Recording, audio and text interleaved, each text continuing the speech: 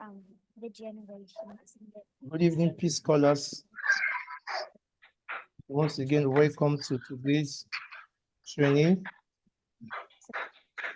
What we Put him out alone. tuning in. Please confirm that you can hear me clearly.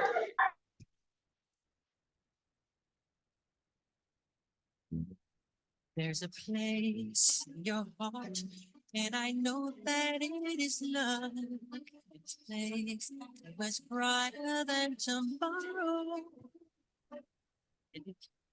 Can anyone please confirm that you can hear me clearly?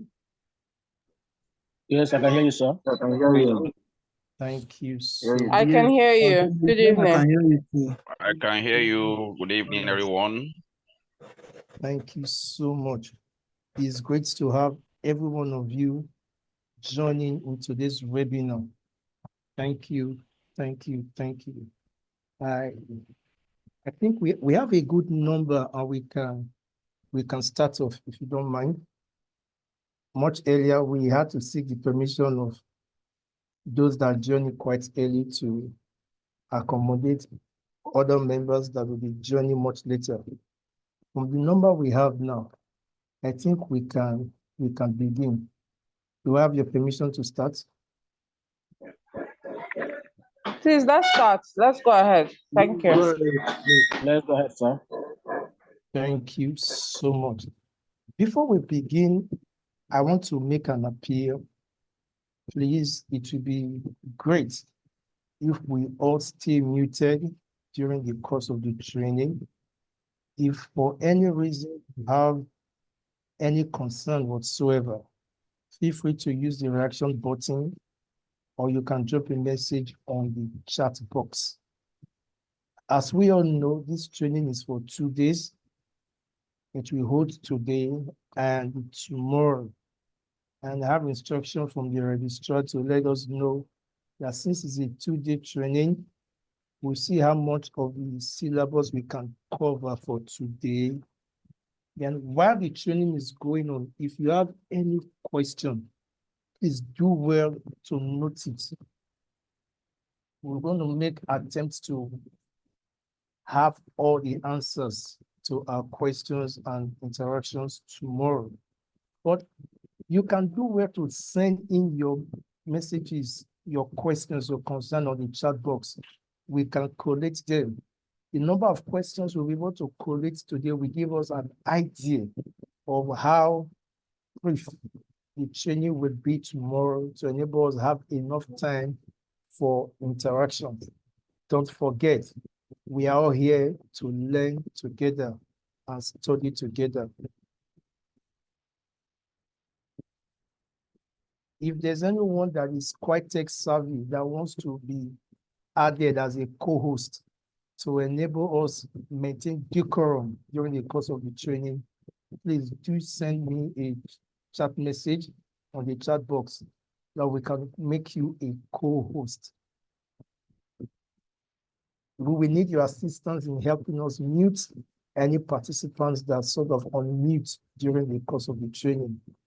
Let me quickly emphasize, thank you so much, Somina.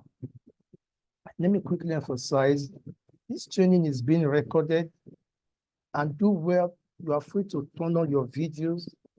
You are free to turn on your videos.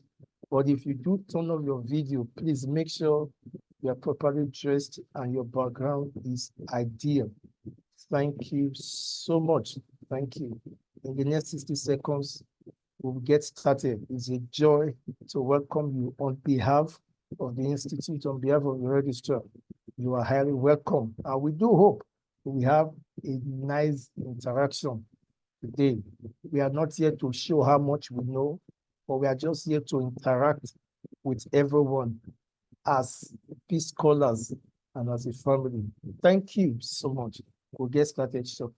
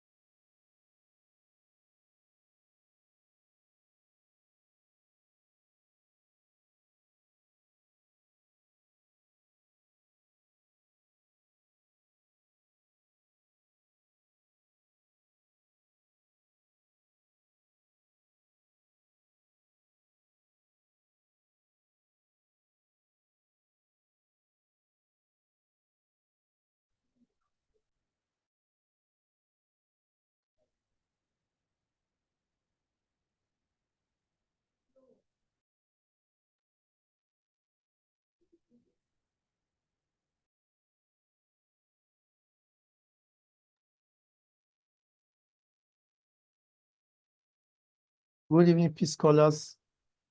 Thank you for joining us this evening. Good morning, good afternoon, good evening, depending on where you are joining us from the globe. It's an honor to have you as a participant into this webinar. Thank you so much. Mr. Owonko, please confirm that you can hear me clearly.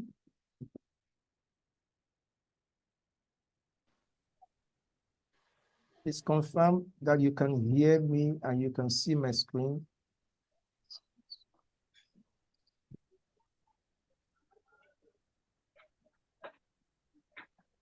Can I get any of the participants to confirm that you can hear me and you can see my screen?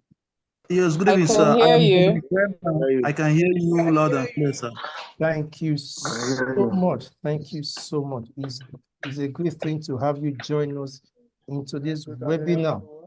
Now, I But I will can't see your screen yet. I can see you, but I don't see your screen, Mr. Sam. all right. I'm about starting my slide now.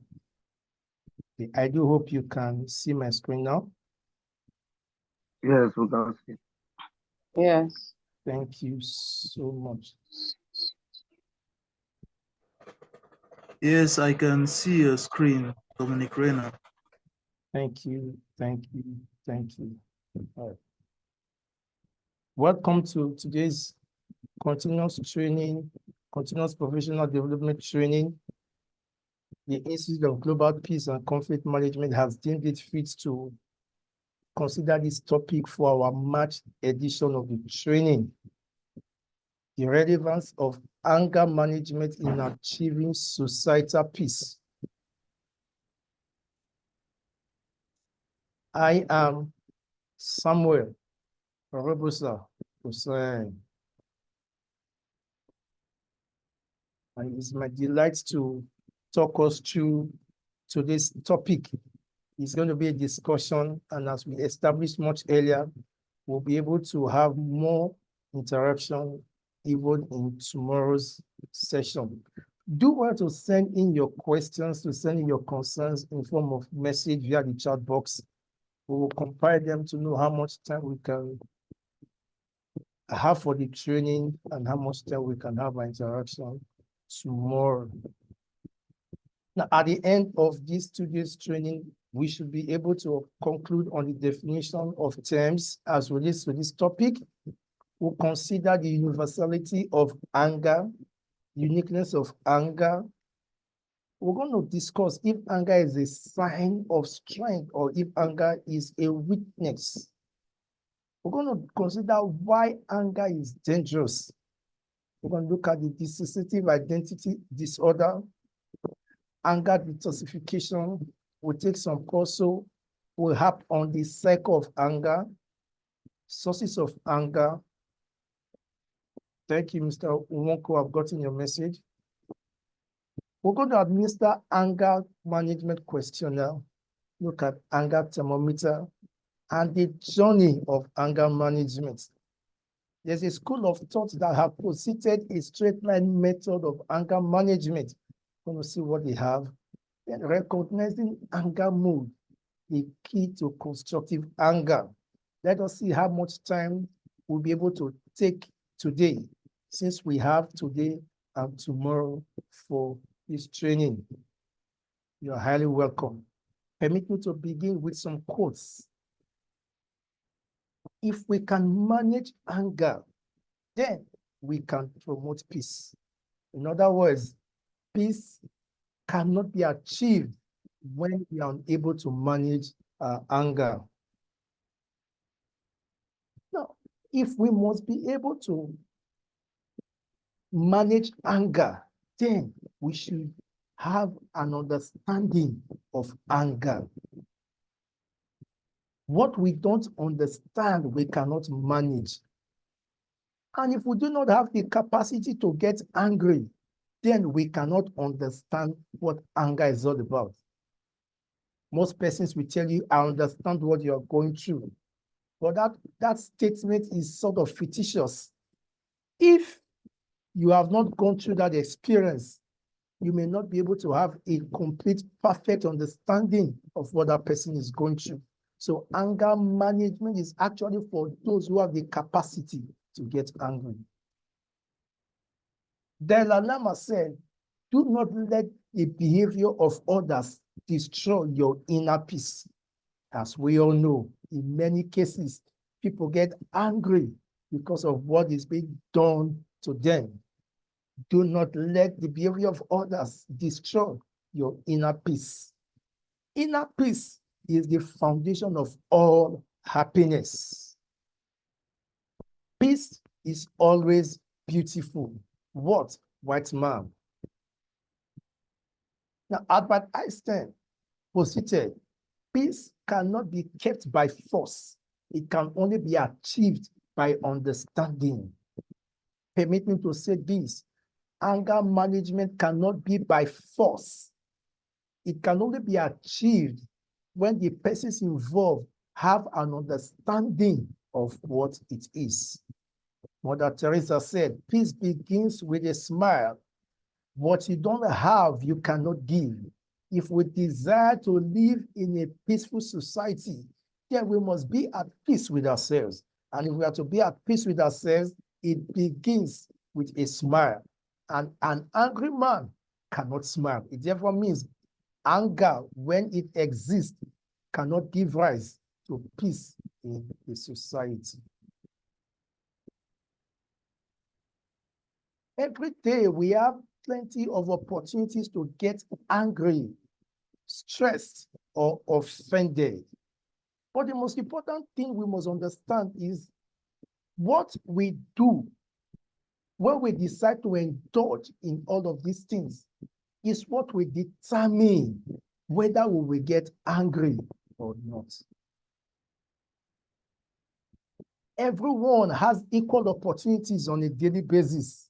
Everyone goes through the same situations, the same circumstances, but we all react differently based on our understanding and based on our makeup.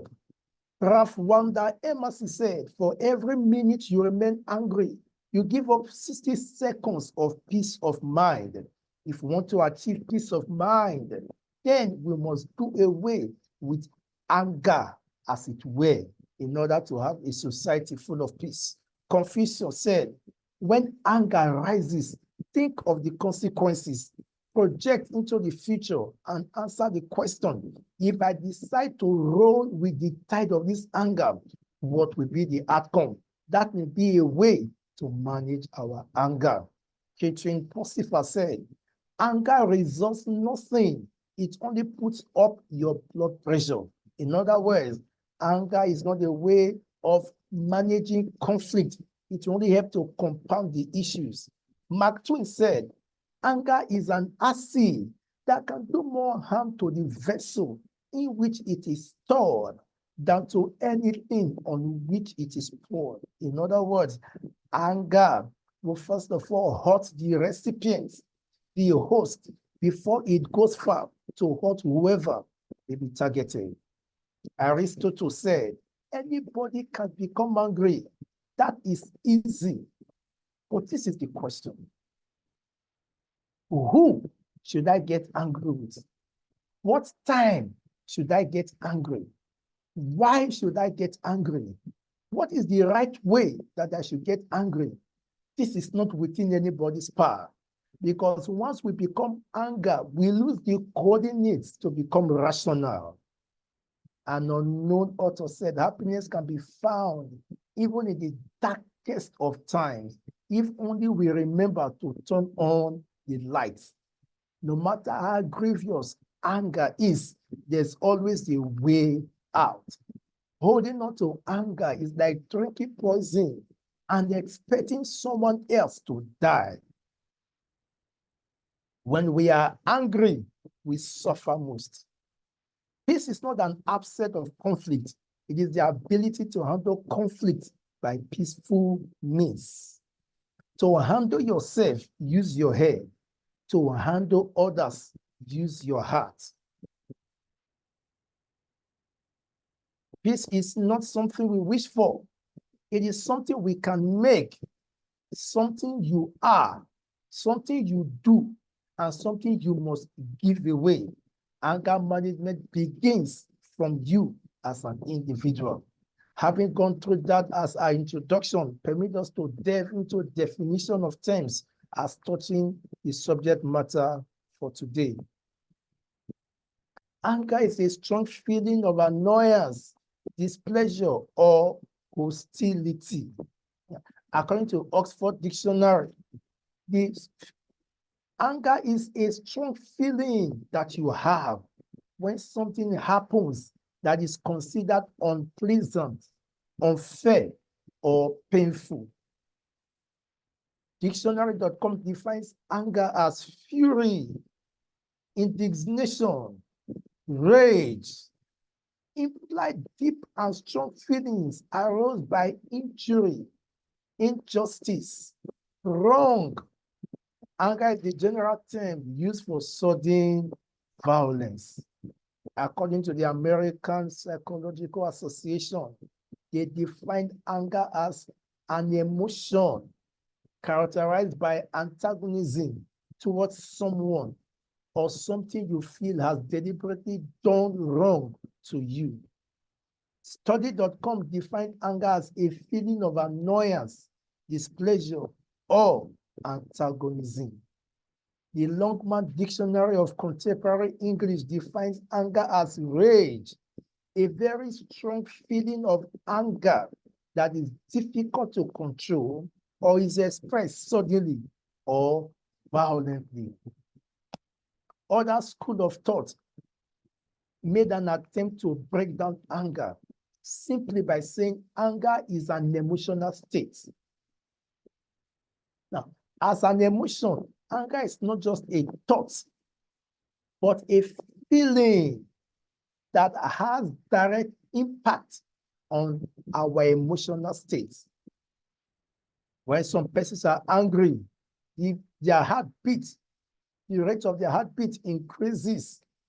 When some persons are angry, they feel some contractions in their muscles. Anger cannot be separated from antagonism because once you are angry, you see the other person as an enemy. You see the other person as a threat. And when we are angry, we have actually concluded that we are the victim, and it triggers an emotion to begin to make preparation on how to retaliate. Talking about management, anger management, talking about management, there's actually no single universal definition that has been agreed upon as the definition of management. But research has made us understand that management can be viewed from different perspectives in terms of being a process. Management is a process of achieving organizational goals. Management has to do with people and resources. It involves working with and through people, using financial resources, equipment, and other assets to achieve goals. Management also involves planning and direction. Anger management put together is a psychotherapeutic program for anger transformation and control. Anger cannot be avoided. It is one of the universal emotions. The fact that it cannot be avoided doesn't mean it cannot be dealt with. On a superficial level, literally, anger is not as bad as we think it is. But what makes it terrifying are the steps it leads to, the aftermath of anger. Anger is like a live fire. It can cook, it can preserve, it can also burn and cause damage. Anger is often the result of frustration. Now, the goal of anger management is to reduce your emotional feelings and the psychological arousal that is caused by anger. Anger management is not to eliminate anger, but anger management is to make an attempt at controlling the impact, the effects, and the results of anger as it were. Anger management is the process of learning to understand, learning to control, and learning to express ourselves in healthy ways. Is a process. In other words, it's not an action. Anger management is not an event. Anger management is a process of learning. What do we have to learn? Learning to understand how to control, how to express anger in healthy ways. In other words, anger can be expressed in unhealthy ways. Anger can also be expressed in healthy ways. Anger management helps us to recognize the signs of anger, even as individuals. Charity begins from home. And that's why the focus of our discourse today borders on the individual, but we will cascade to the society in our edition tomorrow. Anger management helps us to recognize the signs of anger and develop coping skills, coping mechanisms to deal with anger effectively. And in other words, also helps us to communicate our needs assertively without resorting to aggression. Anger can lead to aggression, but when we are able to go through a process of learning and we've come to an understanding on how to recognize the signs of anger, how to develop skills that will help us manage anger, the result is that we're able to express anger assertively and not with aggression. Assertiveness talks about standing for your right without necessarily hurting others or causing discomfort to others. Now, we have aggressive anger. We have assertive anger. It therefore means that anger can be raw. Anger can be processed. Anger can be left bare. Anger can become resourceful. Anger can be destructive. Anger can also be constructive. It depends on the individual that is in the center of the picture. The point we are making is that anger is inevitable. Anger is not that bad, but we can express it in aggressive ways, or we can choose to express it through assertive measures. And this is only possible when we've gone through a process of understanding, when we've gone through the process of controlling how to express our anger in healthy ways. And the outcome is developing coping skills, coping mechanisms to deal with anger. Thank you for staying put. We must understand anger. Understanding anger involves identifying the triggers. The fact that anger is an emotion doesn't mean it's active 24/7. Anger management talks about understanding anger, understanding the triggers. And these triggers can be psychological changes. They could be physiological changes. They could also be emotional response associated with anger. Anger doesn't exist alone. It comes with its own squad. But with proper management skills, we're able to make the most out of it. Now, controlling and domesticating anger is a component of anger management. It's all about managing the intensity and duration of anger. Everybody gets angry, but you will agree with me that the texture of an anger, the texture of Mr. A's anger may differ from the texture of Mr. B's anger, talking about the intensity of anger. Depending on the subject matter, some person's anger may be mild at times. At other times, the anger may not be mild. It may increase its intensity. Therefore, some persons can be angry for some few minutes. Others can be angry I know someone that has been angry with another individual for a couple of months, over 6 months. He came to the office at the end of the 6th month and said, I want to forgive you today. I have been angry with you over 6 months. Some persons are so skilled in having the ability to maintain anger for a long period of time. So the fact that people get angry is not enough.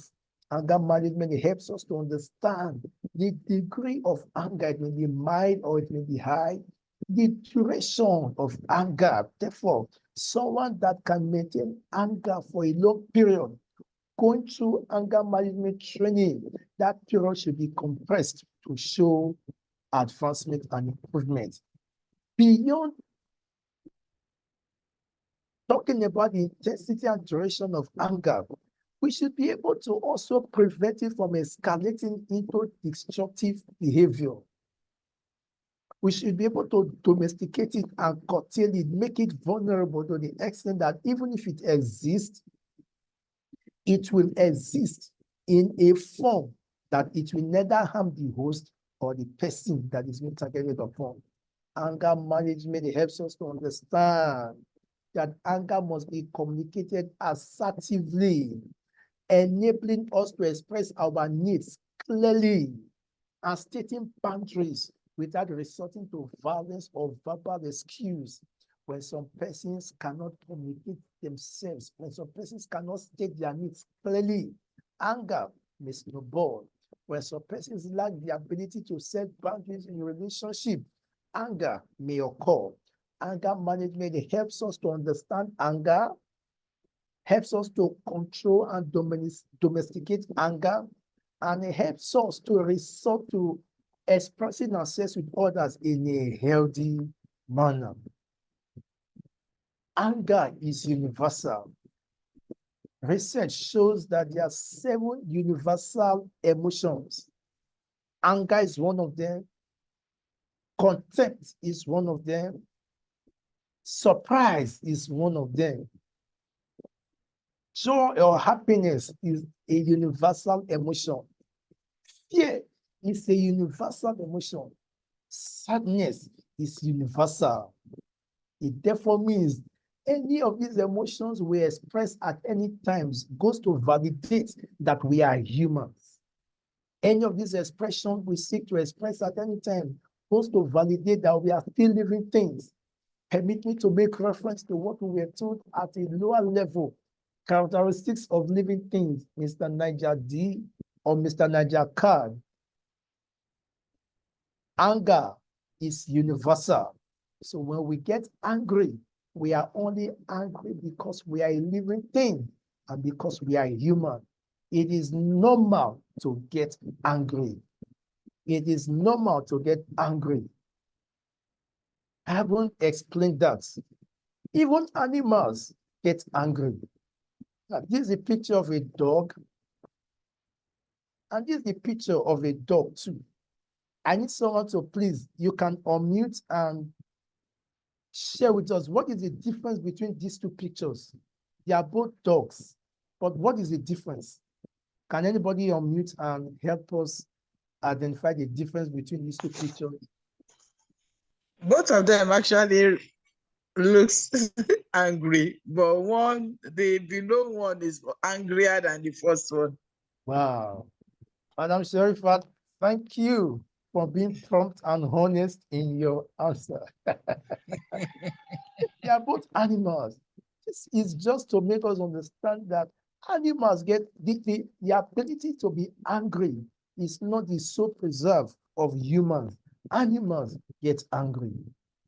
Even nature gets angry. This is a picture of an earthquake. Nature can decide to be angry. Volcanic eruption. The sea, the cloud can get angry at any time for no reason. So the fundamental step I want us to understand as far as anger management is concerned is to accept the fact that anger is normal. We can't do without it. Now, just imagine I want to play a short video. Against all odds, humans have been able to defy extreme impossibilities. And humans have been able to create realities that we could only dream of. Humans in their wisdom have to a large extent tamed the anger of wild animals. Humans have been able to tame the anger of elements of nature. Now, let me play this video and we'll continue our discourse after the video.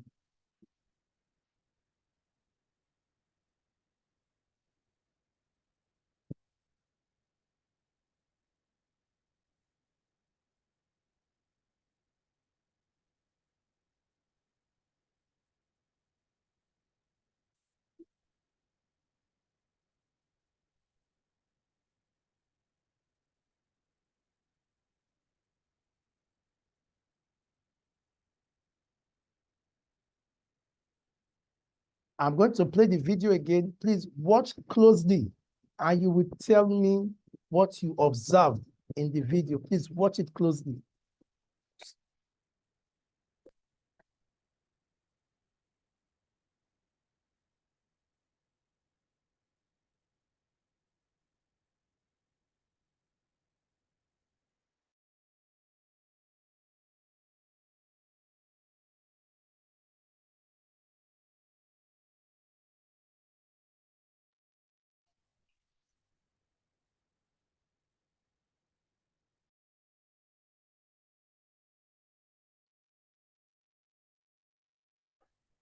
Did we see that video? Mr. Sam, it was frozen from my end. I don't know if the others experienced the same. Okay. Same here. It was frozen. Okay, let me play it again.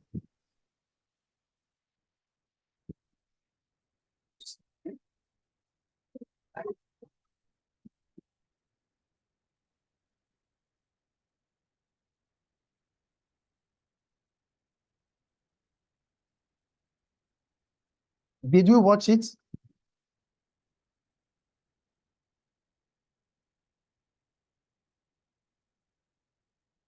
Were we able to watch the video? I did, but I'm not getting what is happening in the video, sir, because it's not really clear. How many humans did you see in the video? I saw a lion. Okay, what else did you see? I think that's all I I noticed. saw a Okay, man and then I saw somebody else on the other side of the fence, I think. Okay, so this is the lion and this is a human, right? Yes. The lion and the human, where are they? They're both within the cage, the perimeter fence. Beautiful. Within the same space, right? Yes. Now, there's a reaction from the lion. What kind of reaction?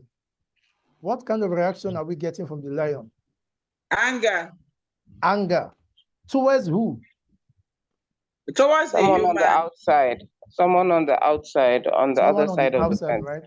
Okay, thank you. Yeah. The lion was angry at someone outside the fence. But there was another one with him inside the same space. The lion was not angry at him. Why? Can somebody explain what actually happened? Perhaps there's a level of familiarity with the person on the inside, and the one on the outside is maybe a stranger. That's my own perception. Thank you, Karen, for your response. Can I take any other response? Can someone throw more light into what we just watched?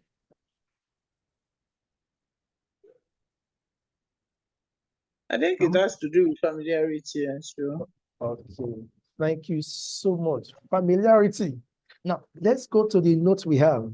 Humans in their wisdom, okay, against all odds, humans have defied extreme impossibilities and created realities that could only be dreamed of. Humans in their wisdom have to some extent tamed the anger of wild animals and elements of nature. If the anger had not charged towards a second person, we would have concluded something is wrong with the lion. But there was someone in the same cage, the same perimeter fence with the lion, that was relating with the lion fearlessly.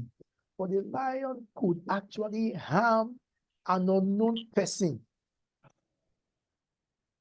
So the individual within the same space have been able to manage the anger of the lion to an extent that the lion could be angry, but to him, that anger is null and void. Permit me to use that term. Anger is universal. We cannot avoid getting angry, but we can curtail our anger to a point whereby we can express it in healthy ways, either for self-defense in healthy and assertive ways, and not in destructive ways. Now, the uniqueness of anger, thank you for those your responses. I appreciate you. Anger can be a reflex action or a voluntary action. Anger can be planned or unplanned. Some persons get angry at the spur of the moment, while others have been looking for a way to unleash mayhem on an opponent. So anger can be planned, it can be unplanned. That's one of the uniqueness of anger. Another uniqueness of anger is that anger can be obvious or anger can be hidden. Anger can be visible or anger can be invisible. Some persons, when they are angry, you don't need anybody to tell you, you will know. While for others, when they are angry, you may not even know. I wouldn't know if you've come across some persons, when they are angry, they can afford to smile, but they are angry. Now, anger can be deceptive. Some persons, when they are angry, they frown. For others, when they are angry, they smile. Yet for some persons, when they are angry, they look indifferent. You cannot tell their disposition from their facial expression. Another uniqueness of anger talks about the tempo of anger. Some persons, when they are angry, they cool off easily. Just one joke, anger is forgotten. For others, they find it difficult to cool off. Now, there are some individuals, they are naturally angry. That is just their state.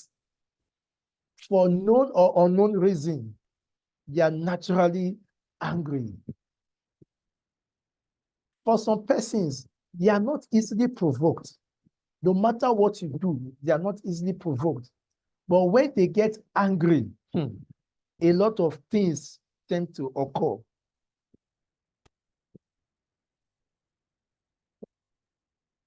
There's a school of thought that believes that until you are angry, you may not be able to achieve set goals. Some persons believe that anger is needed by some persons to be able to achieve their goal. Until they get angry, they may not be able to make anything meaningful. That is a school of thought. Some use anger as a tool to control others. In a home setting, when a parent passes an instruction, or when children are communicating, a child may tell his brother or his sister, if you do not do this, I will report you to daddy. I will report you to mommy. Now, the child hearing that knows fully well that daddy or mommy will spank him or her really hard. And because of fear of the anger of the parents, the child may go ahead and do those things. In our places of work, many things that we do, if left to chance, we may not do them. But because we are scared of the laws governing the establishment where we work, we go ahead to do them. In other words, anger can become a tool to control others. This applies to some persons. Between husband and wife, between couples, some use anger to control others. There was a video I watched. I tried searching for it, but I couldn't find it. I would have played. There was a video I watched that some children were taken into a room filled with toys. Some of them carried the toys and started playing with them. Other children started punching the toys that they took.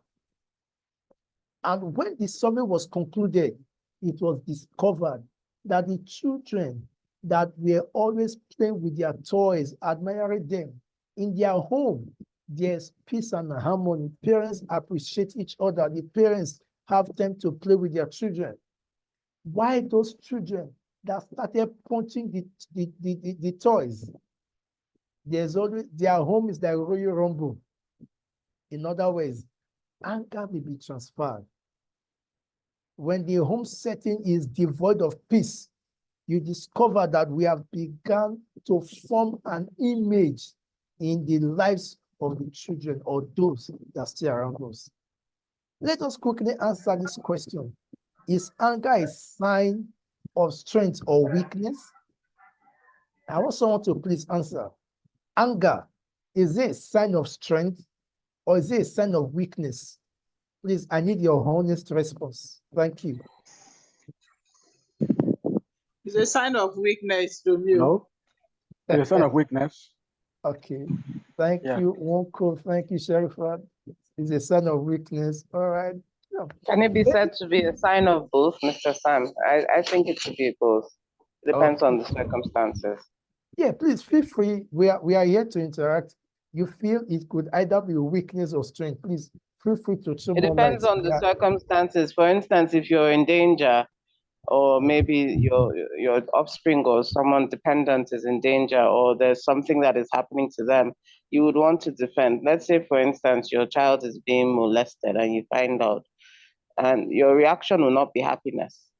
You understand? So if you're upset or angry in that instance, I feel it is justified. It all depends on the circumstances. Thank you. Thank you so much, Kerry. You are awesome. Thank you for all the responses. Now, at the superficial level, you know, we have the normal mass and we have the further mass. At the superficial level, some persons think that anger is a sign of strength. When you are angry, you are strong. People tend to fear you. Revenge and retaliation is a default human response when anger is in place. Now, when someone is being harassed and he remains calm and does nothing in response, literally, is considered to be a weakling. Literally, is considered to be a weakling. Now, there's something called quibbling. Quibbling is an action of raising objection over almost everything, whether crucial, whether trivial, whether important or not. I don't know if you've had some interaction with persons that are of this nature. There's nothing that they cannot argue about. There's nothing they cannot discuss about. They are ready to fight you over any little thing. Anyone that opposes their opinion is a threat and they're ready to kick you out. So persons have this tendency. Now, let's look at it from this angle. Strength is generally viewed as an asset, while weakness is generally seen to be a liability. Now, if we say anger is strength, the question is, what can anger achieve? What is the impact of anger? And how does it affect the host? Now, I love the scenario Somina painted. When there's danger and we become angry for self-defense. Sorry, sir. I think what we experience when there is danger is fear, not anger. Thank you so much. Hello, sir. Yeah, okay, you heard that. Thank you, sir. Yeah, I'm making a reference to what Somina, the scenario she painted. There's what they call the adrenaline hormone, looking at the biological aspect. But when someone close to you is being molested, is being threatened, fear does not exist in isolation. Fear and a whole lot of emotions set in. Biology tells us about the afferent neurons and the efferent neurons, sending of stimuli and impulse to the CNS and back for possible reaction. So most times, the reaction we exhibit, the emotions we exhibit, may not just be in solitude, they may be intertwined with other emotional expressions. So how do we classify anger? I hope I've been able to respond to your position. I completely agree with you. But at times, what you express may be a combination of different emotions. How do we classify anger? If it is a strength, the question is, what have we achieved when we exhibit anger? The scenario painted, going to defend someone, you walked into a scenario, your younger brother, your younger sister is being molested, you are angry, you are pissed off, and you step in to defend her. What have you achieved? From that little story, you've been able to rescue and secure your younger one. But if someone is a threat to you, and you become angry with the person, and you tend to exhibit characteristics. I have a question in the chat box. Okay, Kenneth is saying anger is neither a sign of strength nor weakness, considering that it is a natural reflex action. Yes, it is a natural reflex action. If you joined us from the beginning, we established the fact that anger is one of the 7 universal emotions. But the question is, what does it lead to? What can it do? If we cannot avoid being angry, then it is our responsibility to manage our emotions for the purpose of peace as an individual and peace in the society. So what we achieve when we get angry, the impact of the anger, and what it does to the host. Most persons, when they have become angry, they can no longer hold their emotions, and they do things that they tend to regret. At the end of the day, they are depressed. They may become depressed. But if you're able to step up and salvage the situation, you are happy. So to a large extent, there's a lot of controversy surrounding this aspect, but to a large extent, what you achieve, the impact of your anger, both on the host and the object upon which is being released, tend to help us identify if anger is actually a strength or a weakness. Don't forget, we cannot avoid being angry. All right, I have your Somina, your hands are raised. Yes, I would like to give a scenario because somebody said when you're in a point of danger, your reaction is fear. So there was a time when I was younger, I used to get bullied a lot, right? And there was this particular girl, I remember this particular girl who used to bully me so much, and I became afraid. I would always be afraid to come out of class or to walk on the hallway and all of that. So one day I got tired. You know how you're just fed up with a particular situation, and I got tired. And I confronted her, and I beat her. In fact, I beat her so badly that I think I overbeat her because of the anger that was inside of me. But I had to do that to put a stop to what I was going through because I was getting taunted, I was getting bullied. It was a continuous cycle. For months, I couldn't really perform well because of that bullying. So I think anger sometimes it could be a form of self-defense where you need to maybe create barriers or boundaries. And to me, I don't think it's a sign of weakness because that was the only way I could defend myself at that time. Thank you. Thank you so much, And Somina. the good thing for me for me, maybe people could think otherwise, but for me, it put a complete stop to the bullying. The bullying stopped from that day till I left that school. It never happened again. Thank you. Thank you for that wonderful scenario. That brings me back to this last slide that we considered. Now, to answer the question, is it a strength or a weakness? What did you achieve? What was the impact? And how did you feel at the end?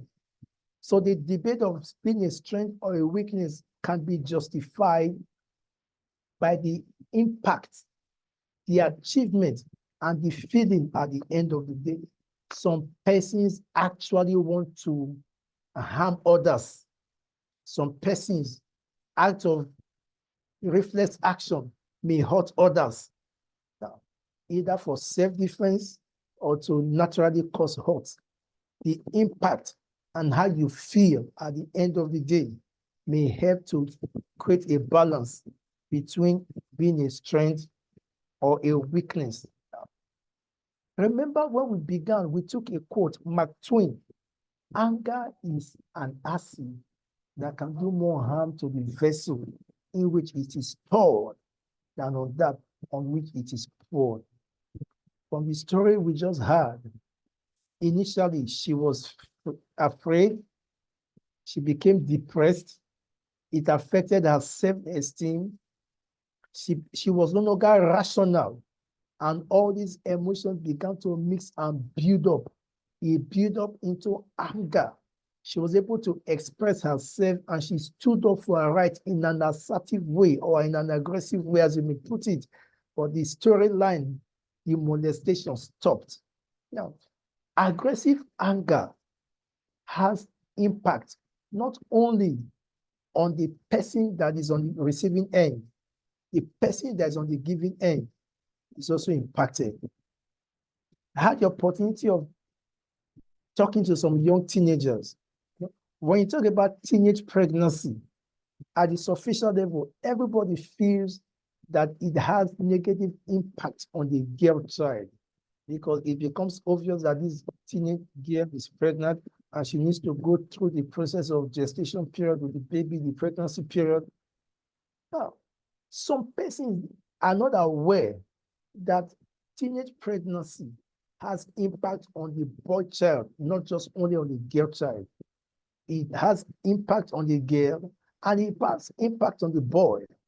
So persons will say women carry babies on their tummy, men carry the babies on their head. So both parties are being affected. Same goes for anger. A man who is strong and does no harm to another who offends him is generally considered as a weakling. But when you get angry with someone who is also angry with you, the question is, what next? The quest to undo and outsmart each other seems unavoidable. Sometimes, when we flash back, we may restrain from taking some decisions. Somehow, when we look forward, we may restrain from taking some decisions.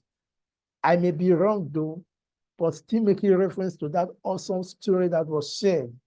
If in the process of revenging and trying to stand up for yourself, Somina had broken one of the hands or the leg of the person that was bullying him, and such a scenario plays out again, I feel you may look for another way to express yourself instead of going to physical combat, knowing fully well the intensity of your anger. Am I right, Somina?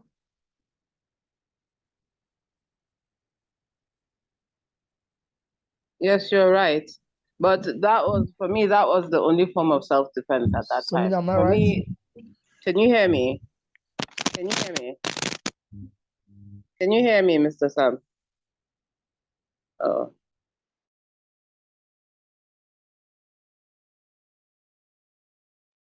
Hello, can you hear me? Have a perfect understanding of our personalities and limits. Some persons under certain circumstances are usually surprised at their behavior and reaction to others. We don't have perfect understanding of our personalities. There are some things we just do at the spur of the moment, not even knowing we have the ability to do such a thing. In the face of danger and harm, you are motivated to do things you may not have been able to do when you were in a calm or relaxed state. With this understanding, we should not forget that our personality types come into play when we are in the study of anger management. Some persons, by their personality type, are short-tempered. That is their person. We are all humans, and we must come with strategies that will enable us accommodate them. Now, there's what they call the dissociative identity disorder. It's a mental health condition where people, an individual, we have more than two or more separate personalities. Is a mental condition. Now, these identities control a person's behavior at different times. DID can cause a gap in memory and other problems. We've established the fact that anger is a universal emotion. But for some persons, it goes beyond being a universal emotion. For some persons, it goes beyond being normal. By virtue of their medical state, they may have two or more personalities, and that makes their case so unique. Now, feelings of anger can rise due to how we interpret and react to certain issues or different situations. Your understanding of an issue may determine how you will react. What offends A may not offend B. What offends B may not offend A. But don't forget, first, what we achieve in a period of time can be destroyed within a short moment if we allow anger to have its way. Now, anger detoxification. Now, anger, pride, greed, naturally, when uncontrolled, we always harm the host.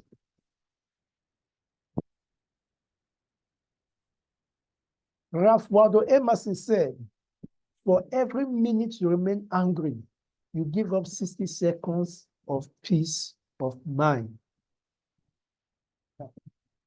If we are to start for a period of time, you will lose strength and eventually become weak. Can you see this picture on my screen? Please confirm you can see the picture. Yes, I can see it. Right. Yes, I can see it. I can see it. What can you say about this person?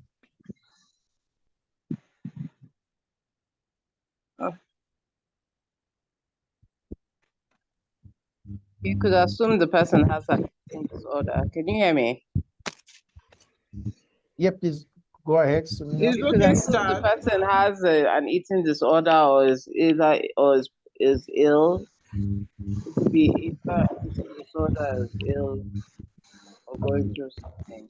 Either is ill Yeah, and he's looking sad.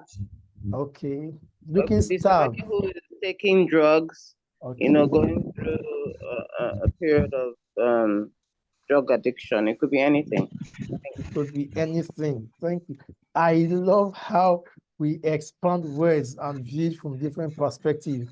It's an honor to interact with everyone on the platform tonight, or morning, or afternoon, depending on where you're joining us from.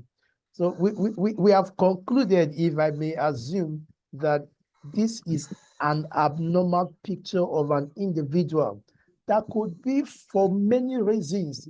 And among one of the different reasons he could have ended up becoming like this, maybe I think I had someone said having an eating disorder.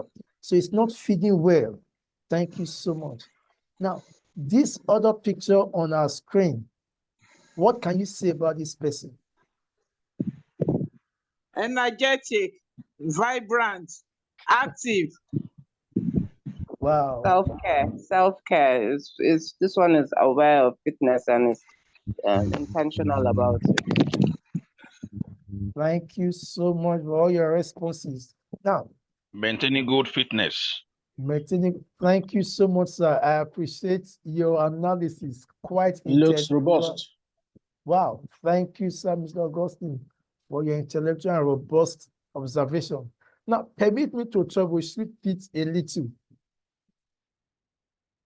Is it possible for the man on singlet and shorts at any point to look like this other man that is without a shirt? Is it possible? Can there be a Yeah. reversal? Very possible. Yes, very possible. Yes, very well. Very well. Very well. So, under You what see, sir. yeah, thank you. Under what circumstance can that reversal happen? Lack of self-care, illness, Starvation. hardship, Hardship.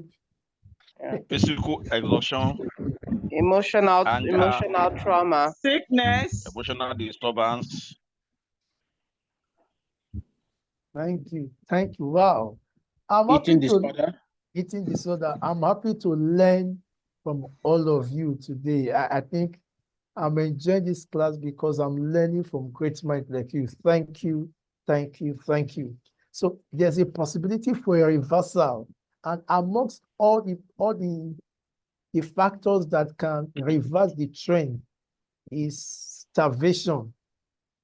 Now, if you were to starve for a period of time, you will lose strength and eventually become weak.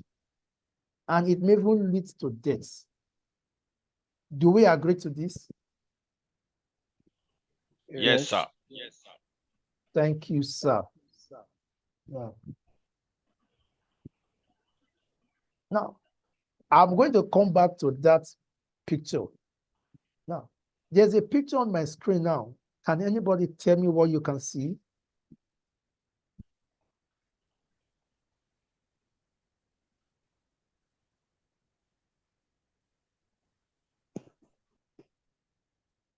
Can anybody tell us what he or she is seeing on the screen? It's like a front view of a house, a It theater. looks like a building to me. Okay, like a building. An I like that. uncompleted building. Thank you. This looks like a Roman building, like Wow, wow, wow. Awesome, awesome, awesome. architecture. European architecture, more like Now, what part of the building looks very prominent from your view? the pillars Hello. and the terrace. Yeah. What part of the pillars building and looks the very terrace.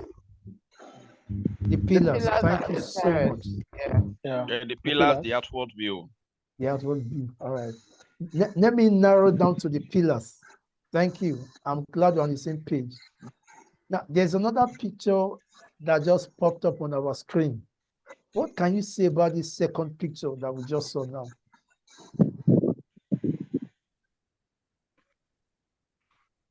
Come again The with your pillar has question. given way. The pillar see has the- given way. A broken Please, pillar. let us react to this second picture that just popped up on our screen. The pillars can no longer carry the weight of the structure. They've given way. Broken pillar. A Okay, broken pillar and a bent pillar. thank you. Broken pillar, a bent pillar. Thank Yeah. you, thank you, thank you. So one picture, we are seeing is a strong building with all the analysis we gave, and we also seeing another picture. Thank you, Rafwa Kenneth. He has sent a direct message saying this second picture with a broken or a bent pillar is in danger of total collapse. Do we all agree to what Mr. Kenneth has said? Yes. Yes. In other words, this beautiful edifice that looks so strong, that looks like an empire, that looks like a secretariat, with millions of naira being invested to bring it up to this level. I think one of the responses said is uncompleted because it looks unpainted. although some buildings are being left like this, is in danger if any of the pillars become broken. We all know and agree to the fact that pillars are very strategic when it comes to a building. It therefore means going back to the picture we've shared earlier, there can be a reversal. If this man starves, the healthy looking man, when he's starved, he can become weak and sickly. When any of these pillars are broken, the house is in danger. Now, there are some factors that trigger, there are some factors that escalate, and there are some factors that fuel anger. When these factors are weakened, when these factors are removed to a large extent, anger can be curtailed. Please, I want you to respond to this. True or false? Do we agree with this position? That's true. Nothing exists on nothing. In the training on conflict analysis, we were taught that every conflict has a pillar. There are things that propel it. You have the active parties, you have the shadow parties. In dispute resolution, there are persons that will not surface, that will not show their heads, but they are principal actors in the scheme. When there's a protest, every social mayhem we experience in our society, there are those that are at the forefront. There are those that will never show up, but they are the ones funding the propaganda. Talking about anger management, a good way in managing our anger can narrow down on the triggers. The triggers. What are the factors that trigger anger? What are the things that escalate anger? What are the things that can fuel anger? Don't forget, we cannot isolate anger from our lives. Anger is innate.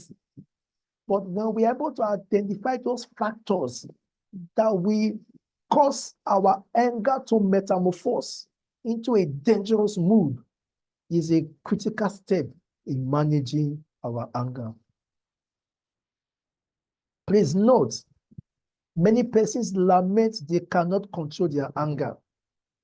Now, let me ask, have you ever met anybody that will say to you, once I'm angry, I cannot control myself? Once I'm angry, I can do and undo. Have you met anybody that says so? Yes, I have. Thank you. That is the lamentation of many persons. I hate when I'm angry. I don't like being angry. Because when I'm angry, I can't control what I do. They are always lamenting. But even when they are lamenting, what are they doing? Can we read the notes under this picture? Feed their anger. They are feeding their anger. You are complaining of your anger, the texture and the intensity of your anger, but you are always feeding your anger. You are always fueling your anger. When you keep feeding your anger, anger management strategies cannot work. Imagine someone paying heavily, going to the gym, paying heavily for the gym, wanting to look fit, and the person does not watch his or her diet. The person does not put a restraint on some of the things that they like to eat that may not be healthy. Permit me to ask, what will be the impact of the gym on that person? Will it be positive or negative? Negative. Negative. Negative. So it is our responsibility. Remember at the beginning, we said that anger management is not what you can force an individual into, because you can force a horse to the river, but you cannot force the horse to drink water. Anger management. People lament that we are angry. I don't like the way I get angry. I have a problem. It is not sufficient to know that you have a problem. The question is, what step have you taken to identify that problem? There are some persons that do not even believe they have problem with their anger. They keep feeding their anger. They are not aware of the triggers to anger. They are not aware of the factors that fuel their anger. They are not aware of the things they react to. Everyone, some persons have allergies. There are things we are allergic to. When you don't know what you are allergic to, you always fall a prey of such events. What you feed will naturally blossom. What you feed will naturally grow. What you starve will naturally become weak. So an ability to identify the triggers of our anger, it is unique to individuals. What triggers my anger may not trigger your anger. But when we are able to identify the triggers of our anger, then we can take a step further to stop them. And when we do stop them, we discover that they become weak. Do we all agree to this? Yes. Thank you so much.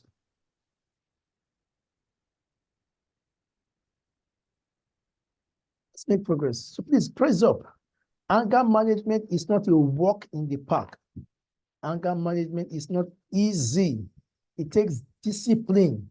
It takes sincerity. It takes focus and continuity for us to achieve this. Remember, we said at the beginning, the anger management is not an activity, but anger management is a process. Now, what we are not conscious of, we cannot control. So an individual must be able to understand that he or she has a challenge managing his or her anger before we cannot proceed on the training that will enable them achieve the skills to curtail their anger. What you are not, some persons see nothing wrong in what they do. They see nothing wrong in how they behave. There are some persons, I knew of a family at a very young age. The father of the house was very harsh. Very hard. You do not nonsense where he is. Very hard man. But 25 years later, I got an opportunity to visit the house. I saw the family and I saw their dad. I asked the mom, is this daddy? She started smiling. I said, daddy is so calm. Everybody was laughing. I said, wow. I still thought daddy will be the one putting it. No, gone are those days. It's no more like that because of the experiences he's had. What we are not conscious of, we cannot control. Whatever we justify will surely be magnified. Some persons justify their anger. Some persons justify what they do when they are angry. Some persons justify the havoc they commit when they are angry. In our society, some havocs are being wreaked. People are being kidnapped. We've had so many cases whereby there's a bomb blast. And at the end of the day, people come out stating that we are responsible for this. We are responsible for this kidnap. And they are so bold to place ransom on the lives of those that they've kidnapped. They see nothing wrong with what they are doing. They believe they are fighting a just cause. What we justify, we can never be free from it. So an individual must understand and accept the fact that, wow, I think I have challenge with my anger. What you can have it stop. You can have it manage what you justify. What you justify, what you defend gains legitimacy within your space. As humans, our evolution is for a lifetime. Now, when a child is born, the child needs to grow up. And you see, growth in life is continuous. We only stop growing when we are dead. As long as we are alive, we keep on growing. Either our cells are generating or our cells are being maintained, being replenished. Either way, we grow in life. And as we are growing, as we are evolving, a lot of things occur. We are being told that at birth, we are the mercy of nature because we do not decide our gender when we are born. We have nothing to do about our birth. So at birth, the human mind is like a tabula rasa. At birth, we are subject to nature. But while we begin to evolve, we are now a product of how we are being nurtured. And our personality is usually a reflection of nature and nurture. That forms our personality. It therefore means someone that grows in a toxic home, in a toxic background, where there's always anger. It is a possibility. The rate at which that individual will exhibit his or her anger will be directly proportional to where he or she grew from. Most times, people are angry not for any reason of theirs, not because of their choice, but because of the way they are being formed. It may be so funny. A young lady got married, and when she wants to make use of the toothpaste, she presses it from the middle. The husband said, "No, that is wrong. You press it from the tip, from the end." The lady said, "No, that is how we behave at home. That is how we." The young man said, "That is not how we behave in my house. We press it from the tip." It looks so small, it snowballed into a big argument. A lady got married, she wanted to boil yam. You can just cut the yam with the back, boil it. After boiling, you peel off the back. The husband said, "No, you must peel off the back before boiling it." That's to boil into a big argument. Now, at this level, they are making us understand that most personality disposition is a function of how we grew up. Whatever we see in society is a reflection of what happens in the home. Many persons blame our leaders for the things they do. You'll be so shocked that those that are not yet in position of leadership, in their little space, they do worse than even those that are in leadership. Anger management, we must strive to maintain our space, clean up our space, and make sure those under our scope are well brought up for the purpose of becoming better persons in the future. Our personality is a function of the information we have, but information alone cannot help us to adopt positive lifestyle. We know anger is bad. We know it's not good to snowball anger and cause mayhem in the society. Knowledge alone is not enough. At some point, on the pack of a cigarette, it was being said, the Federal Minister of Health warns that smoking is dangerous to health. It didn't stop people from smoking. They knew it was dangerous to their health. They kept on smoking.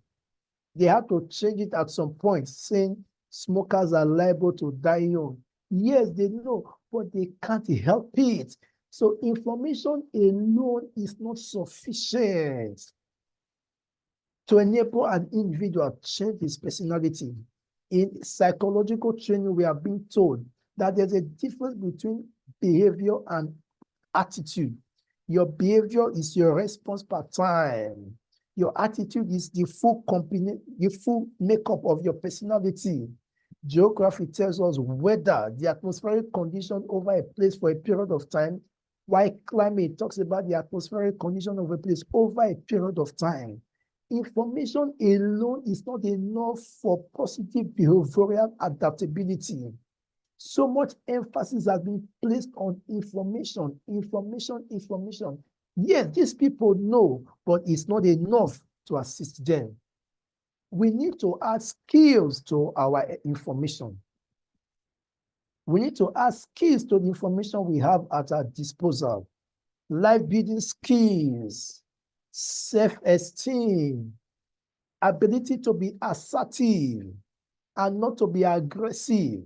Some persons, they are passive in nature. Some are aggressive in nature, while others are assertive in nature. We know what it means. We need to assist persons with life building skills, decision making. Some persons are who they are because at some point in time they mixed up with the wrong set of persons. Peer pressure can either be positive or negative. Negative peer pressure can lure young persons into some vices that they never planned on. Some persons cannot speak boldly for themselves. Some persons cannot stand up for themselves. It is so funny, even in a classroom, a student may know the answer to a question, but he or she may not be bold enough to stand up and say it. That student may echo the answer to the person sitting close to him, and the person may end up standing and singing, receiving the applause because of low self-esteem. So anger management, the fact that people know that anger not properly exhibited has negative consequences is not enough. They must get skills, and these skills is usually available. These skills is usually built over time via training. And that is why the Institute decided to come up with this kind of training. We have talked enough. We have explained enough. We have been doing all at the level of information. We need to go a step further by deliberately creating and empowering minds to have skills via training and retraining, so that they'll be able to understand how to master themselves, so that they'll be able to understand how to make good use of themselves. Now, just like the example I gave earlier, I just wanted to spotlight this. In Hinduism, there's a practice called Prayopasvesa. Now, it is a practice whereby an individual that has no more desire to live, that has no more ambition to live, that has no more responsibilities in life, decides to take his or her life by starving to death. Just do away with food. It's a ritual. Do away with food and prepares to die and starves till the person dies. There's something like that in Jainism in India. There's a practice called Santara. Santara is in Jainism. Jainism is the name of the religion. It's a controversial practice. An individual may decide to give up food, give up water, with the intention of preparing to die. Now, the essence of spotlighting this is when you starve something, it loses its vitality, it loses its strength, it loses its stamina. There's the need for individuals to sit down and critically analyze factors that fuels their anger, factors that make their anger go above temperature as a way of moving forward to managing it. Now, let me quickly ask, before we wrap up today, we'll continue tomorrow. Let me quickly ask, please, I need your input. Is anger an action or a reaction?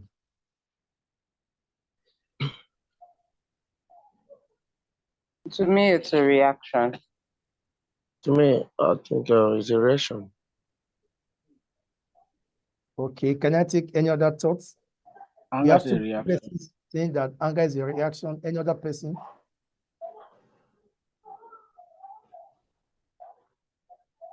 Okay, anger is a reaction.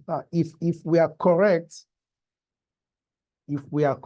that anger To is me, a reaction. anger is in both ways. It could be a reaction, it can also be an Action. Thank you, Mr. Dominic. Mr. Dominic said anger can be both ways, either action or reaction. Now, actions are basically things that are being done or performed, while reaction talks about feelings or response. Now, please permit me to ask, which one comes first? Is it action that comes first, or is it reaction that comes first? I need your Action response. comes first. Action Action comes before first. reaction. So if there's no action, there will be no reaction. Reaction.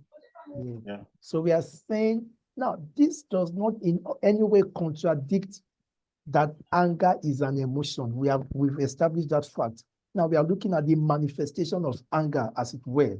Now, anger, is it an action? Is it a reaction? We've established that action talks about things that are being done, things that are being performed, that is being seen, while reaction has to do with feelings, response based on an action that has been carried out. Now, like conflict, anger is not completely bad. But when we understand the difference between action and reaction, we have a fundamental understanding in the process of anger management. When we understand the difference between action and reaction, then our journey to anger management begins. Every reaction by others will generate a commensurate reaction in us.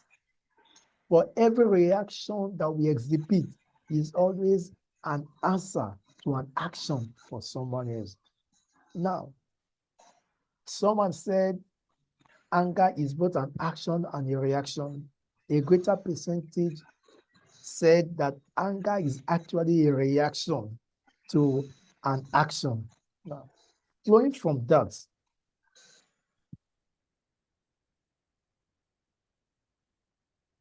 is there a connection between what we feel and what we do? This is a puzzle, please. Is there any connection between what we feel and what we do? Are they connected? Yes. Yes. Yes, they are connected. Thank you, sir. Thank you, ma. I'm enjoying our participation. Okay, now permit me to ask a second question. If there's a connection, is there a difference? Can we separate what we feel and what we do? Is it possible? Yes, You you could can. sometimes Very control, possible. you can control what you do, but sometimes you can't control what you feel.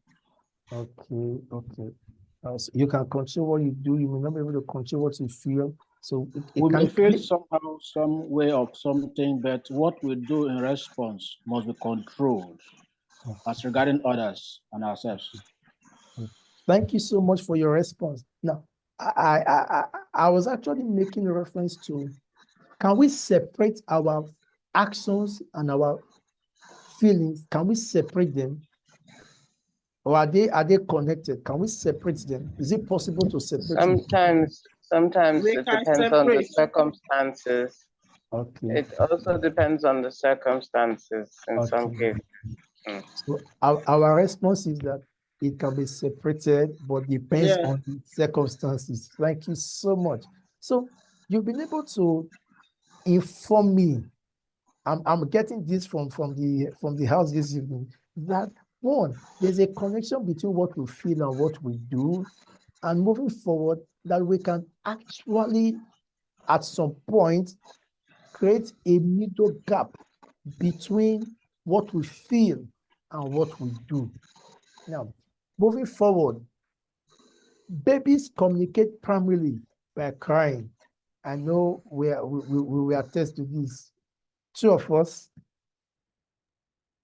It's true. True. That means at their level, regardless of what they feel, regardless of how they feel, they must cry. And mothers will tell you, or psychologists will tell you, that what we hear is actually their cry, but their cry differs.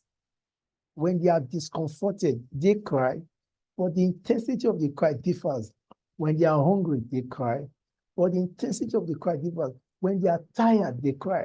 They all cry, but it passes different messages.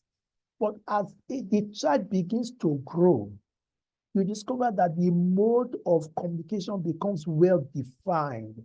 A baby of 3 years can say to the mother, "Mommy, I am hungry."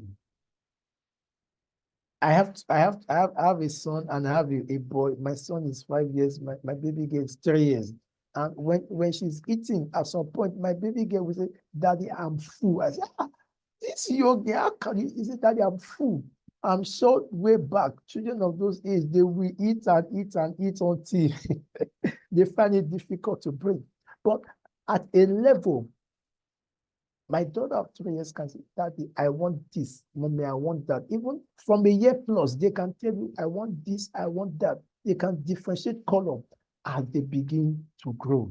Now, because they are being exposed to information, skills, and training, anger management is a skill that can be built via training. It's not a walk in the park, but it's what we can build via training. Now, we may round up here. The ability to get angry is innate and common to all humans. Anger is not a crime, but it should be well understood. And it should be handled with care. Do we agree to this? Yeah, it's true. 100%. I agree. Thank you so much. The ability to get angry is innate. It's common to all. We all get angry. But the way we express our anger differ from one person to the other based on our capacity and our exposure and the skill we've possessed. Anger is not a crime, but it should be well understood and handled with care. At this point, I want to leave the floor open. At the beginning, we did said that you are free to send in your questions through the chat box, but we will create sufficient time tomorrow to actually attempt your questions, not because we know it all, but because we can discuss and review. I want to give the next 5 minutes. I want to open the floor. Observations. What are the points that you appreciated that were shared today? What are some of the issues that were raised that you actually want to expand? I want to create an opportunity to learn from you within the next 5-10 minutes. I will be glad to hear from you.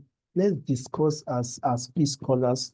Let me hear your views on some of the points while we make preparations for our class tomorrow, where we can continue this training and create time to discuss some questions. Thank you for your time. I do not take your time for granted. Thank you so much. Okay, leaving the floor, we have Somina. Your hands are raised. The floor is yours. Let's hear your thoughts Thank on some you. issues. Then we can take it further. Thank you. Yeah, thank you, Mr. Sam. Thank you for this evening's session. It has been very enriching and enlightening. I just want to make a comment. I'm a Christian, and as you were speaking, I remembered there's a verse in the Bible. Permit me, to those who are of other faiths, just permit me for this moment. It says in Ephesians 4:26-27, be angry and do not sin. Do not let the sun go down on your anger and give no opportunity to the devil. So even in the Bible, anger is recognized. So, when people say it's a sign of weakness, I like that you said it's okay to get angry, or it's acceptable to feel the anger, but it is up to us as to how we manage it or react per time. Thank you. Thank you so much, Somina. I appreciate your points, straight to the point, and very enriching. Mr. Augustine Wonko, sorry if I didn't get that pronunciation accurate. Please, the floor is yours. You can share your thoughts. Thank you, sir. I think the lecture is enriching. From the perspective of peace scholars that we are not just getting the information and the skills, but also we need to get the training which is going on now. I think for the institute, it's a right step in the right direction, because a peacemaker and a peace scholar should not be somebody who causes problem in whatever system he finds himself. So if we miss this mark, I think our objective in this institute is messed up. Thank you, sir. Thank you so much, Mr. Augustine. I appreciate you. You're a great man. Now, Dominic Renner, the floor is yours. Please do well to unmute and share your thoughts. Okay, good evening, sir, and thank you so much for a well delivered lecture. I want to contribute that when one is angry, it is better not to take any decision at that particular point in time, because your decision might not be best interest of those that decision is being taken. I want to also say that when one is angry, it is better to keep silence or you leave that particular environment, because you might end up doing the unthinkable. So as peace scholars, we should try to know when to avoid taking decisions when you are angry and to control yourself. Thank you so much.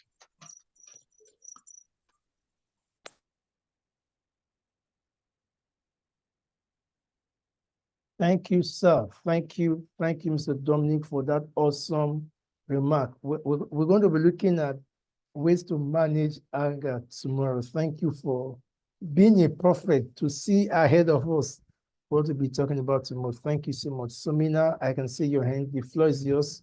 Do it to Yes, share your thoughts. thank you again.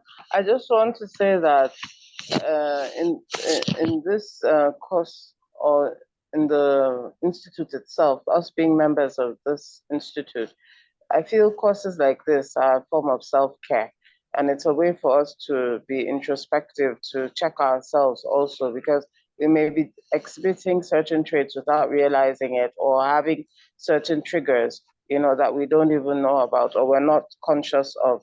So this is indeed an eye-opener for me, and it's also causing me to reflect and realize that there are certain things that, as we said, it's a reaction, right? And if we don't feed it, it dies. And it also helps us to, how do I say now? You cannot give what you don't have. So if we're supposed to be advocates of peace and conflict management, we need to feed ourselves in order to share the same with others. So just to say once again that this is has been a very enlightening topic, and I sincerely appreciate you. Thank you so much, Sumina. Thank you so much. I appreciate all your response. But my time is 10 minutes to 8.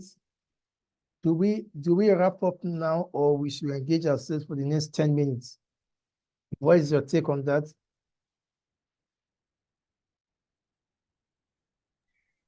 What did you say, Mr. Sam?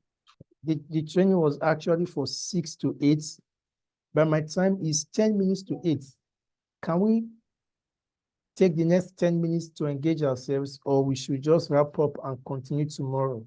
What is your take? I suggest we engage ourselves in the next 10 minutes, sir. Thank you so much, sir. I appreciate you. I've never had a wonderful training session as this.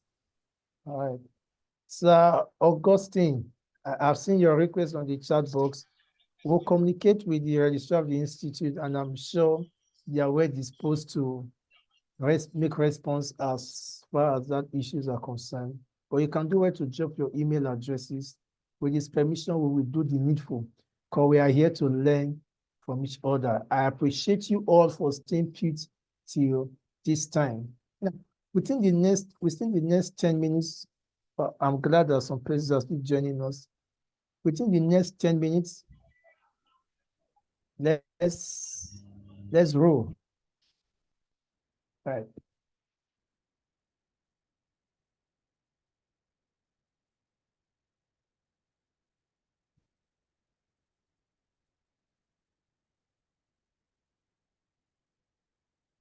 Now, this was actually where we cut off. So let's just spend the next 10 minutes to discuss about this slide. Now, in our client, medical experts have always lamented that many medical cases are not attended to until they escalate. We have a way of managing ourselves. Africans by nature are managers. You get into a vehicle and they will tell you, why is your vehicle acting this way? It just started. Once I'm done with you, I'll go fix it. And that has been the story for the past 1 week, 2 weeks, 4 months. We are natural managers in the negative sense. Now, health in our client has been interpreted to be the absence of pain and the absence of discomfort. So to an average African, if I have no pain, I am healthy. To an average African, if there's no discomfort in my body, I am healthy. But the World Health Organization gave a classical definition of health. WHO says that health is a state of complete physical, mental, and social well-being, and not merely the absence of disease or infirmity. So there's a possibility that you have no pain. It doesn't mean that you are healthy. I wouldn't know. There are stories of people that got up in the morning, got dressed, went to the office, and they did not return. There are persons who will tell you there was no sign of ill health. He wasn't sick. He just complained of little headache, and that is the end. Because we think that the absence of pain means that we are healthy. In our climate, it is generally believed that what works for one will work for the other. Remember, we've been able to establish that anger is a universal emotion. Two, we've established the fact that we cannot avoid being angry. But as far as anger management strategies are concerned, they are unique to individuals. What is good for you may not be good for me. What works for you may not work for me. So I'm sure in tomorrow's class, moving forward from the little discussions we've had, we'll be able to look at some straight line methods, some basic methods that we can adopt for the purpose of managing our anger. What is unique to one may work for that person, it may not work for the other person. We are unique. Even twins are being said not to be the same. Self-medication, self-help has done more harm than good. We're seeing a lot of persons in a way to salvage their personality, in a way to salvage what they are going through. They resort to self-help. Self-help may not be efficient. Self-help may not have its advantages. The disadvantages may be more than the advantages. Now, people hardly go for medical checkup. I know of a man, he said, I rather not know than I know. I could not place it. Please, could you come again? He said, I rather not know than for me to know. I said, sir, please, could you carry me along? I am lost by your statement. He said, whether you like it or not, once you walk into a medical facility for a checkup, they must identify something that is wrong with you. And most times, the name they will call your condition, the fear of the name will even kill you faster than the condition itself. I laughed.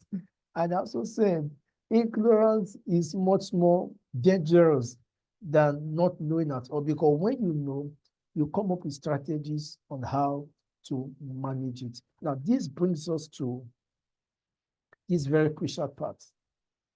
People hardly see the need for counseling sessions. People hardly see the need to visit psychologists. Now, we are about 50 persons in the room. Let me just ask. You just put up your hands. Let me just ask. How many of us in the last 1 year have walked into the office of a certified counselor to undergo a counseling session? Anybody? Just put up your hands. You can use your virtual hands, please. Okay. Okay. Let me narrow it down.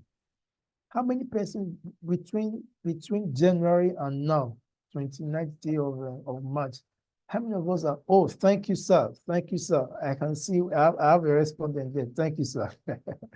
Out of how many persons? Just one. Now, how many persons within the last 3 months have gone for counseling? How many persons? Okay. Now, I hope we do know in our client, a psychologist is someone that has to do with people that have mental cases. But as a matter of fact, A psychologist is a mental health professional who uses psychological evaluations and talk therapy to help people learn to better cope with life and relationship issues and mental health conditions. So a psychologist is not strictly for those that have mental conditions. No, it goes beyond that. But in this part of the world, many persons are not aware of this. When you discover that you are having challenge in a particular area, you seek help. A man once said, when in doubt, find out. Many persons do not know. They do not accept that they do not know. And even when they accept that they do not know, they don't even care to know what they do not know. It sounds funny. But managing anger, in managing anger, we should regularly go for checkup. We should book sessions with counselors, book sessions with psychologists. They will take you through a walk. Tomorrow, I'm going to take us through a walk. There's a questionnaire that I will pop up tomorrow. We're going to answer it in the class. And we have what we call the anger thermometer. I'll take you through that activity tomorrow. We'll go to the anger thermometer and see how we can make necessary adjustment where and when we have to do so. Peace scholars, great minds. I enjoyed the past 2 hours that I've stayed with you. Thank you for making me a better person, because I'm better off now than the way I was when I started. Thank you so much. Thank you so much. For everyone that stayed to the end of this class, I want to thank you, Karim Sulina. I want to thank you, Odebode Sherifat. I want to thank you, Dominic. I want to thank you, so much, sir. Ezekiel, Mr. Zaire Inema. I want to thank you, Onko Zoma. Thank you. Thank you, sir. Thank you. Ramon Abimbola, thank you. Soji, thank you. Thank my you so registrar much. is here. God bless you. My registrar is here. Good evening, registrar. Godfrey Idide, good evening. Okay, so Mina, just say something. We leave the floor open for our registrar. He may have some final words to share with us. So Mina, the floor is yours. Thank you so much. Thank you, Mr. Sam. Thank you so much for today once again. Just an observation. For this wonderful class. It's just an observation I'd like to make. In order to for control of people who enter the group and to admit people appropriately, I think the institute should inform participants to use their real name. Some people put like I saw Infinix, you see this, you see that. You don't know if these are actually registered people or if somehow they got hold of the link. And then I also feel being admitted into the room, since it's a paid course, should be done by the institute, because they know the people who have paid, instead of putting that responsibility on us. Just an observation. Thank you. Thank you, Sumina. You are awesome. You're wonderful. Okay. We have our distinguished registrar with us. I think it's proper we hear from him as he closes us formally in this training. Ambassador Joshua, we are glad you could join us. Any word for us? I was not actually online. I was, but I wasn't. Okay. Thank you so much, sir. But I really appreciate I was listening to you. Okay. And thank you for every one of you who have joined the training. Actually, this link, we have only sent it to those that have paid and for the training. So I hope we didn't have any stranger in our midst anyway. But it's good. People should join the meeting with their names so that we know who and who. And you can also able to identify your participant easily. Yeah. But by and large, it was a great meeting, and thanks everyone of us that make it possible. Thank you all for your sacrifice. We appreciate it. Good night. Thank you so much, distinguished registrar. Going forward, I think part of the house cleaning we're going to do tomorrow, as we step in, we'll be able to identify those persons whose devices are not with their names, then we can ask them to rename.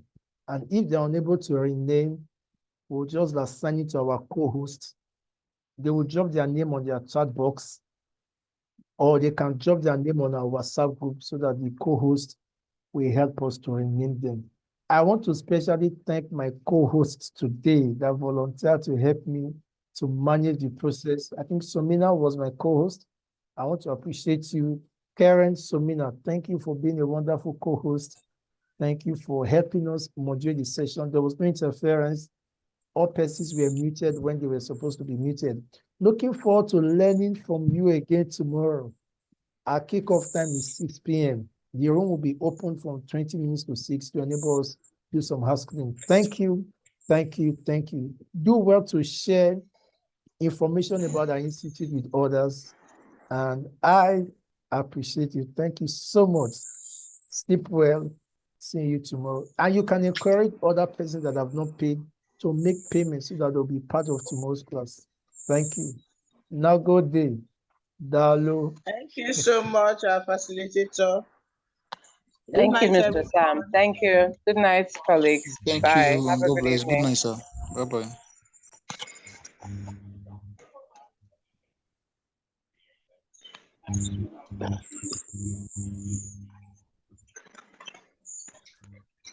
I do not alarm in this. Oh.